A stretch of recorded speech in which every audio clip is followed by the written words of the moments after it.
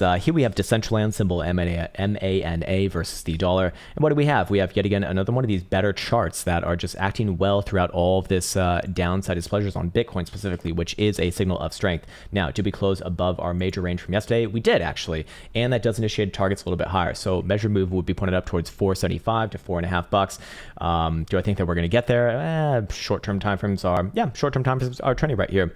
So all timeframes looking good. 4-hour daily, and I imagine weekly as well.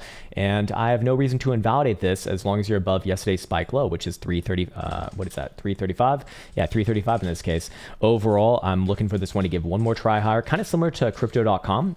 In this sense, I do think this one's very close to a major high, but I suspect that we've got one more grind higher, whether that be 475 or maybe even $5. But I would be cognizant that this one's likely to put in a nice top around that region. Not necessarily saying that it's topping out for forever, but a pullback after that would be rather likely. Looking at the weekly, again, still overall good, but look at the extreme conditions that we're putting in over here on weekly BBWP, as is the daily working off of those extreme ones right there. So I think it's got one more maybe, and then very likely does pull back. Looking at momentum oscillators over here, 4-hour Stokes will turn back up above 423, which we're actually currently well below right now, and daily remains with upside posturing as long as above 345, so that is not in danger. Weekly, which is still a few days away from closing, is actually in a really, really good posturing right here, rejecting the bearish control zone and turning back up above 255. It's not really in any danger. So short-term timeframes ebb and flow, obviously, for hourly is down as well here, but ultimately I'm looking for this one to follow upwards and onwards towards those targets, again, as long as the invalidation's not hit.